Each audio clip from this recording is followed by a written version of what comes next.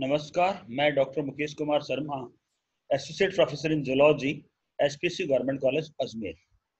आज हम आपको एक इम्पॉर्टेंट सेल ऑर्गेनेलिज है सेल का, गोल्जी कॉम्प्लेक्स, उसके बारे में बताऊंगा।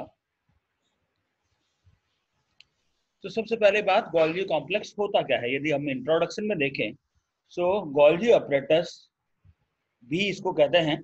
It is also known as Golgi complex और गोल्जी बॉडी और the Golgi. It is a membrane bound cup shaped organelles of eukaryotic cell। ये क्या होता है बेसिकली, जो यूकैरियोटिक सेल का membrane bound cup shaped organelles होता है। इसे हम गोल्जी अपरेटस भी कहते हैं, गोल्जी कॉम्प्लेक्स भी कहते हैं तथा गोल्जी बॉडी भी कहा जाता है, और कभी कभी इसको गोल्जी भी हम कहते हैं।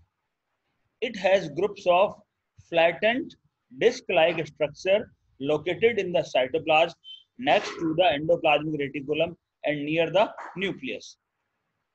ये जो गोल्जी कॉम्प्लेक्स है, ये क्या होता है, फ्लैटेंड यानी चपटी डिस्क लाइक स्ट्रक्चर होती है, जो कि साइटोप्लाज्म में उपस्थित होती है। और कहाँ होती है, एंडोप्लाज्मिक रेटिकुलम से ठीक ऊपर की तरफ और न्यूक्लियस के नजदीक ये उपस्थित होती है। The number of sets of Golgi apparatus in a cell can be as few as one, as in many animal cells, or many hundreds, as in some plant cells. Specialized secretory cells contain more sets of Golgi apparatus than do other cells। जो इसके Golgi apparatus के जो संख्या होती है वो एक भी होती है, जैसे कि बहुत सारी एनिमल सेल्स में ये एक पाई जाती है। लेकिन प्लांट सेल्स में यानी वनस्पतिक जो कोशिकाएं होती है उनमें बहुत से सैकड़ों में संख्या इसकी होती है। और स्पेशलाइज्ड सेक्रेटरी सेल्स में, जो कि ऐसी कोशिकाएं जो कि है ना जो श्रवण में इन्वॉल्व होती है, उनमें है ना जो एक से ज्यादा गोल्जी अपरेटस भी इसमें पाए जाते हैं। किसके अपेक्षा में, अन्य कोशिकाओं की अपेक्षा में।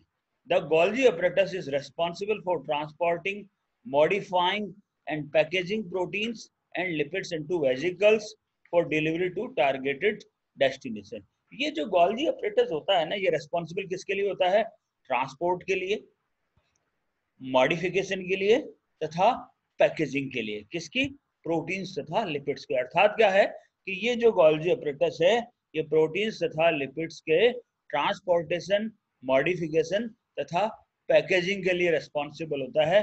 किसमें, वेजिकल्स में, जिससे कि डिफरेंट डिफरेंट टारगेटेड डेस्टिनेशन पे इसको पहुंचाया जा सके। अर्थात प्रोटीन तथा लिपिड को ट्रांसपोर्ट के लिए, मॉडिफिकेशन के लिए तथा पैकेजिंग के लिए रेस्पॉन्सिबल होता है, जिसके द्वारा वेजिकल की सहायता से इनको विभिन्न विभिन्न अंगों में पहुंचाया जा सकता है। अंग कौन से होते हैं, कोशिका अंगक। This Golgi apparatus consist of A set of smooth cisternae. ये किसका बना होता है, इसकी डिटेल स्ट्रक्चर हम आगे पढ़ेंगे, लेकिन अभी एक बार पर इंट्रोडक्शन में देख रहे हैं कि स्मूथ सिस्टर्नी का बना होता है। क्या होती है बेसिकली सिस्टर्नी, ये क्या होती है, फ्लैटेंड होती है, इन्हें चपटी होती है, मेम्ब्रेनस सैक और वेजिकल्स होती हैं। और ये क्या होती है, बेसिकली क्लोज होती है और इनमें फ्लूइड भरा रहता है। These often are stacked together in a parallel rows। ये क्या होती है, पैरेलल रोज में एक दूसरे के ऊपर रखी हुई पाई जाती है। These cisternae are surrounded by spherical membrane bound transport vesicle which carry protein to and from Golgi complex। ये जो सिस्टर्नी होती है, ये स्फेरिकल यानी गोल मेम्ब्रेन बाउंड ट्रांसपोर्ट वेजिकल से घिरी रहती है, जो क्या करती है, प्रोटीन्स को गोल्जी की तरफ तथा गोल्जी से लेकर के जाती है। अर्थात क्या है, इसमें चारों तरफ इसके जो गोल्जी की जो सिस्टर्नी जो है, उसके चारों तरफ स्फेरिकल मेम्ब्रेन पाई जाती है, जो कि वेजिकल्स होती है ट्रांसपोर्ट के लिए, जो कि क्या करती है, प्रोटीन्स को गोल्जी की तरफ या गोल्जी से लेके जाती है। The Golgi apparatus receive proteins and lipids from the rough endoplasmic reticulum। और ये कहाँ से रिसीव करती है Golgi apparatus, प्रोटीन्स तथा लिपिड्स रफ एंडोप्लाज्मिक रेटिकुलम से रिसीव करता है। It modifies some of them and sort, concentrate and pack them into sealed droplets called vesicles और ये क्या करता है, इन प्रोटीन्स को मॉडिफाई करता है, सॉर्ट करता है, कंसंट्रेट करता है तथा एक वेजिकल के अंदर इसको पैक कर देता है। और depending on the content these are dispatched to one of 3 destination. और ये जो वेजिकल्स है ये कहाँ लेके जाती है इन कंटेंट को, इन प्रोटीन तथा लिपिड्स को? या तो सेल के जो ऑर्गेनलीज है, मैंने बताया था आपको डिफरेंट डिफरेंट डेस्टिनेशन में लेके जाती है। तो सबसे पहला ऑर्गेनलीज जिसको कि हम लाइसोसोम कहते हैं, या तो वहां लेके जाती है, या फिर प्लाज्मा मेम्ब्रेन पे ले जाती है कोशिका की, या फिर कोशिका के बाहर की तरफ इसको लेकर के जाती है। Golgi apparatus consist of at least 3 distinct classes of cisternae. इनमें सिस्टर्नी 3 प्रकार की होती है। कौन कौन सी? एक सिस गोल्जी, दूसरी मीडियन गोल्जी एंड तीसरी ट्रांस गोल्जी। ये 3 प्रकार के सिस्टर्नी इसमें पाई जाती है और each of which has distinct enzymatic activities. और इनमें है ना जो अलग अलग प्रकार की एंजाइमेटिक एक्टिविटीज पाई जाती है। Plant cell contain many freely distinguished subunits of Golgi apparatus called dictyosome. और प्लांट सेल्स में जो बिल्कुल स्वच्छंद रूप से घूमती हुई डिस्टिंग्विश्ड सब यूनिट्स पाई जाती है जिसको हम डिक्टियोसोम कहते हैं। और ये क्या करती है? सेलुलोज तथा पेक्टिन का सिक्रेशन करती है, जो किसके लिए आवश्यक होता है? सेल वॉल के निर्माण के लिए आवश्यक होता है। कब? सेल डिवीजन के समय।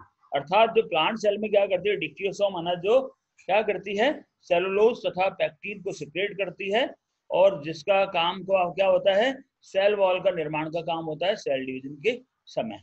अब जो प्रोटीन सिंथेसाइज होती है रफ एंडोप्लाज्मिक रेटिकुलम में, इनका पाथ क्या होता है, ये कैसे मूव करती है?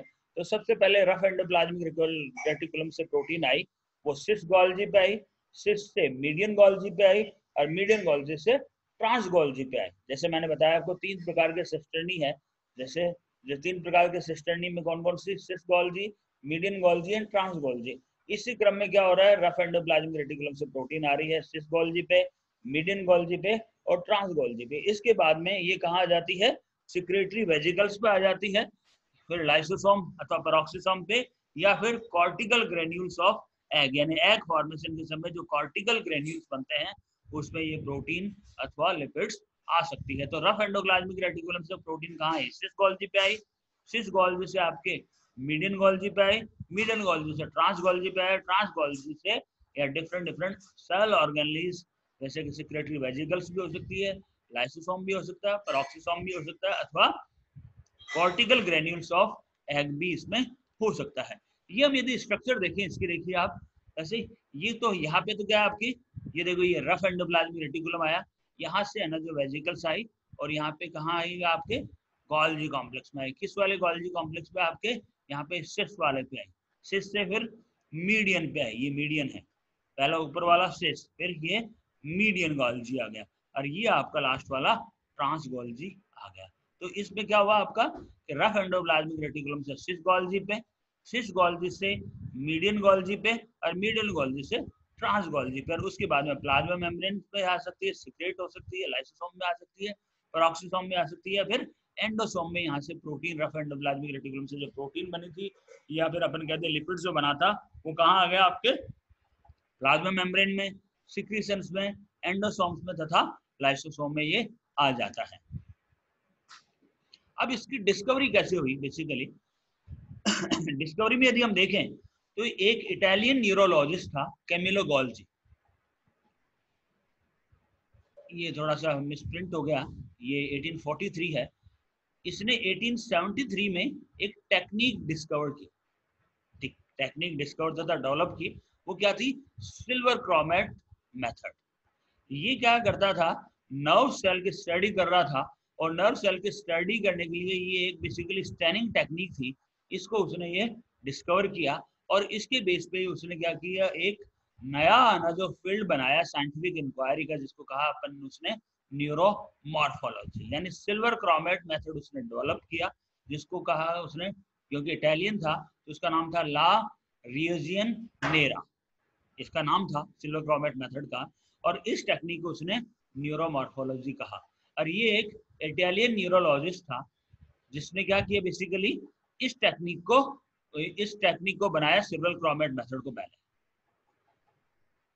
उसके बाद में उसने यूकैरियोटिक सेल में गोल्जी अपरेटस को उसने खोजा, डिस्कवरी की, और जिसको कभी कभी हम लोग गोल्जी भी कहते हैं। इस टेक्निक से ही उसने क्या किया, यूकैरियोटिक सेल में गोल्जी को खोजा, गोल्जी की उसने डिस्कवरी की। 1898 में बेसिकली हुआ क्या कि उसने ना जो पुरकिंजे सेल ली, ठीक है, जो कि नर्व सेल का क्या है, cerebral cortex of brain. Purkinje cells कहा क्या है, बेसिकली ब्रेन के सेरेब्रल कॉर्टेक्स की नर्व सेल्स होती है। वो किसकी, बार्न आउल की उसने परकिंजे सेल ली, और उसने देखा कि ये जो बार्न आउल की जो परकिंजे सेल्स है उसमें एक इंटरनल रेटिकुलर नेटवर्क पाया जाता है, जो कि किसका बना, जो किसका कैसा दिखता है, बेसिकली सिल्वर स्टेन से ब्लैक कलर का दिखता है। 1898 में गोल्जी ने क्या किया, Golgi found that Purkinje cells, that is nerve cells of cerebral cortex of brain of barn owl contained an internal reticular network which stained black with the silver stain। तो ये जो सिल्वर स्टेन था उससे ये कैसा दिख रहा था, इंटरनल रेटिकुलर नेटवर्क कैसा दिख रहा था, ब्लैक दिख रहा था। इसी प्रकार से इसने जो इंटरनल नेटवर्क था, रेटिकुलर जो नेटवर्क था, उसी को उसने गोल्जी कॉम्प्लेक्स कहा। He described Golgi bodies as an irregular network of fibrils, small fibers, vesicles in the form of cavities and granules while examining nerve cells of a bound cell। तो बार्न owl cell में उसने क्या देखा, fibrils देखे, vesicles देखा और granules देखा, जिसको उसने क्या कहा, गोल्जी बॉडी कहा। गोल्जी बॉडी की जिससे उसने डिस्कवरी की, उसने ये जो सिल्वर क्रॉर्मेट मेथड है उसकी सहायता से यूकैरियोटिक सेल्स में या अपन कहते पुरकिंजे सेल्स में उसने एक रेटिकुलर नेटवर्क देखा जो कि इस स्टेन से ब्लैक दिख रहा था, और उसमें उसने तीन चीजें देखी, फाइब्रिल्स देखा, वेजिकल्स देखे तथा ग्रेन्यूल्स देखा। और उस वो क्या था, बेसिकली गोल्जी बॉडीज थे बेसिकली। ये थोड़ा सा आप जरूर देख लेना, 1843 है ये, यहाँ पे 1843 है, बिल्कुल सही है, 1843 है, 2 एक्स्ट्रा लग गया 1843 से 1926। 1843 में उसका जन्म हुआ था और 1926 में उसकी डेथ हुई थी। He noticed thread-like network inside the cells and named them apparatus reticular interno।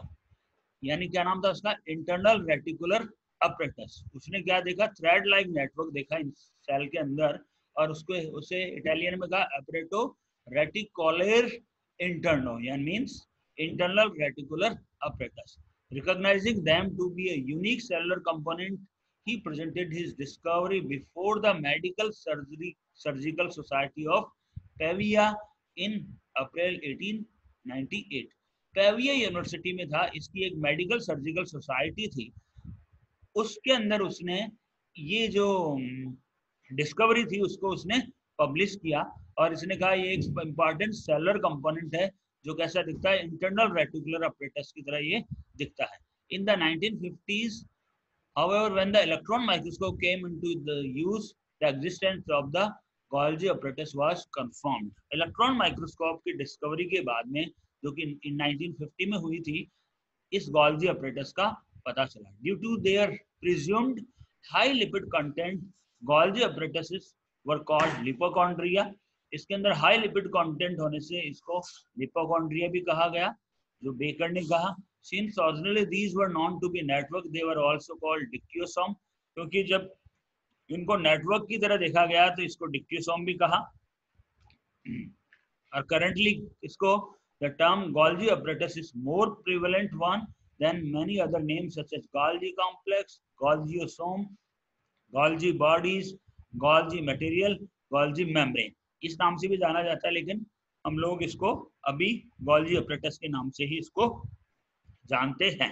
The Golgi apparatus of the cells of plants and lower invertebrate is usually referred to as Golgi body or dictyosome। और plants तथा lower invertebrates में इसे हम Golgi body अथवा dictyosome के नाम से जानते हैं। ठीक है, तो इसको लिपोकॉन्ड्रिया भी कहा गया due to high lipid content. इसको हम लोग गोल्जी अपरेटस के नाम से जानते हैं। प्लांट्स में इसको हम लोग डिक्टियोसोम्स भी कहते हैं। और Golgi complex, golgiosome, Golgi bodies, Golgi material, Golgi membrane, इसके डिफरेंट डिफरेंट नाम है। और प्लांट्स और लोअर इन्वर्टिब्रेट में इसको गोल्जी बॉडी अथवा डिक्टियोसोम के नाम से जाना जाता है। अब occurrence and distribution of Golgi bodies कहाँ होता है? Basically Golgi body is found in cytoplasm of most eukaryotic cell. It is absent in prokaryotes, mature mammalian red blood cells, sperm cells of bryophytes and pteridophytes and sieve tube cells of plants.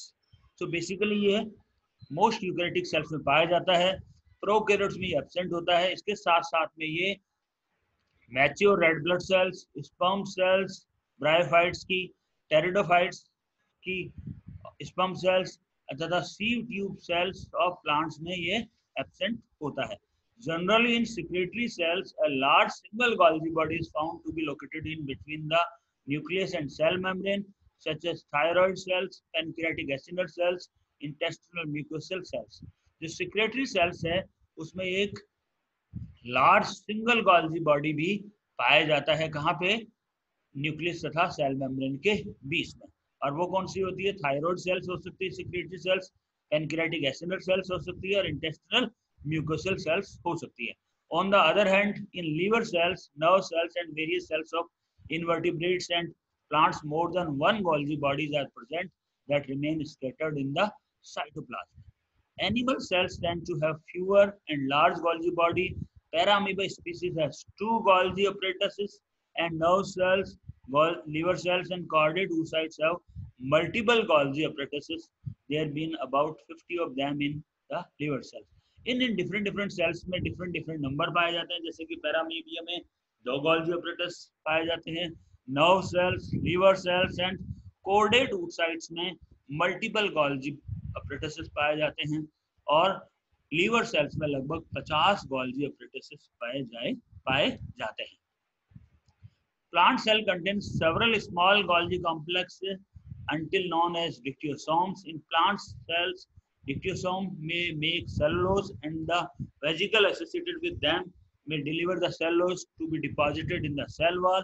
Their number per plant cells can vary from several hundred as in tissues of corn roots and algal rhizoids, more than 25,000 in algal rhizoids to a single organelle in some algae. जैसा मैंने बताया आपको कि plant cell में इसको dictyosome कहते हैं और ये रिस्पॉन्सिबल किसकी होती है? सेलुलोज को बनाने के लिए रिस्पॉन्सिबल होती है, जो कि सेल वॉल का निर्माण करती है. और इनकी संख्या अलग अलग हो सकती है. जैसे बताया आपको कि टिश्यू ऑफ कॉर्न रैट्स में सेवरल हंड्रेड हो सकते हैं, या फिर एल्गल राइजोइड्स में 25,000 तक नंबर हो सकते हैं, या फिर अनाजो कुछ अनाजो एल्गी में ये एक भी होती हैं. In depositing cellulose in the secondary cell wall, the vesicle that carry the cellulose must pass through the cell membrane. This suggests that they also play a role in cell membrane repair. Dictyosome are a stack of flat membrane-bound cavities that together comprises the Golgi apparatus. तो ये जो dictyosome कैसे होते हैं? Flat membrane bounding cavities के बने होते हैं, जो कि अनाजो गोल्जी अपरेटस का प्लांट्स में निर्माण करते हैं. तो प्लांट सेल में क्या हो रहा है? बेसिकली ये जो गोल्जी बॉडीज क्या कर रहे हैं? आपका सेल वॉल का निर्माण कर रहे हैं. अपन कहते हैं सेल मेम्ब्रेन की रिपेयर भी ये कर रहे हैं, क्योंकि सेलुलोज अथवा पेक्टिन का ये निर्माण करते हैं. वेजिकल के थ्रू ये आती है सेल वॉल पे और सेल वॉल का निर्माण इससे होता है. तो आज हम लोग इतना ही लेंगे. अगली क्लास में हम आगे के बारे में डिस्कस करेंगे कि गोल्जी कॉम्प्लेक्सेस की स्ट्रक्चर क्या होती है, इसका डिस्ट्रीब्यूशन कहाँ होता है. आज के लिए इतना ही.